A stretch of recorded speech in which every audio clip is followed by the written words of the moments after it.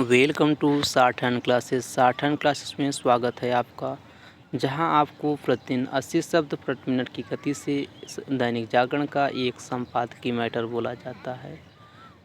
साथियों, अगर ये वीडियो आपको पसंद आए तो इसे लाइक, सब्सक्राइब, शेयर और साथ ही कमेंट करना न भूलें। यह डिक्टेशन ठीक 3 सेकंड बाद स्टार्ट होगा। Ready, start. भारत की सीमाओं से लगे देशों से आने वाले विदेशी निवेश के लिए सरकारी मंजूरी अनिवार्य करके समय रहते सही कदम उठाया गया है। इसमें संदेह नहीं कि यह कदम मुख्यतः चीन को ध्यान में रखकर ही उठाया गया है, क्योंकि वहीं से आने वाले प्रत्यक्ष विदेशी निवेश से घरेलू कंपनियों के अधिग्रहण का खतरा अधिक है। कोरोना वायरस के संक्रमण से उपजे हालात में यह खतरा और बढ़ गया था।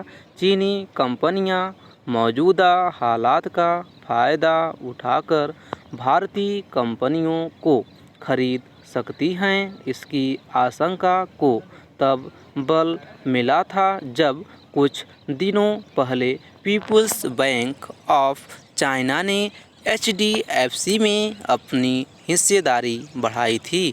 चूँकि चीन सरकार और वहाँ की कंपनियाँ दूसरे देशों की प्रतिकूल परिस्थितियों का बेजा फ़ायदा उठाने में माहिर हैं, इसलिए उनसे सावधान रहने में ही भलाई है।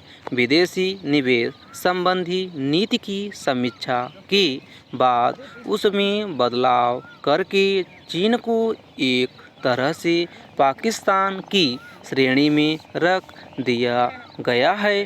चीन को इसका एहसास हो या न हो, लेकिन आज जब पूरी दुनिया उसके इरादों को लेकर संदेह से भर उठी है, तब फिर भारत के लिए भी चेतना आवश्यक था। यह समय की मांग है कि सरकार घरेलू कंपनियों के संरक्षण और बचाव के हर संभव कदम उठाए। सच तो यह है कि किसी को भी उनकी कमजोरी का लाभ नहीं उठाने दिया जाना चाहिए। यह समय घरेलू कंपनियों को सहारा देने और उन्हें सक्षम बनाने का है। इससे इनकार नहीं कि चीन के निवेशकों ने भारतीय स्टार्टअप में अच्छा खासा निवेश किया हुआ है, लेकिन कोरोना के कहर ने हालात बदल दिए हैं और ये बदले हालात यही कह रहे कि चीन से खासतौर पर सावधान रहने की ज़रूरत बढ़ गई है। ज़रूरी केवल यही नहीं है कि चीन की धरती से भारतीय कंपनियों में मन चाहे निवेश की निगरानी की जाए, बल्कि इसकी भी कि भारतीय उद्योग जगत की चीन पर निर्भरता कम करने के हर संभव कदम उठाए जाएं। कोरोना के कहर के बाद चीन पर निर्भरता के जैसे दुष्परिणाम सामने आए हैं, उनसे सबक सीख ही जाना चाहिए।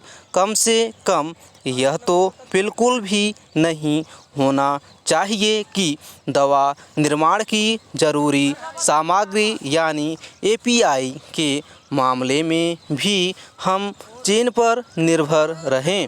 आज जब दुनिया की अन्य देश भी चीन पर अपनी निर्भरता कम करने या ख़त्म करने की सोच रहे हैं, तब फिर भारत को इसके लिए भी प्रयास करने चाहिए कि वह इन देशों के लिए चीन का विकल्प बन सके। भारत को उन कारखानों को भी अपने यहाँ लाने की कोशिश करनी चाहिए जो चीन छोड़ने का मन बना रहे हैं।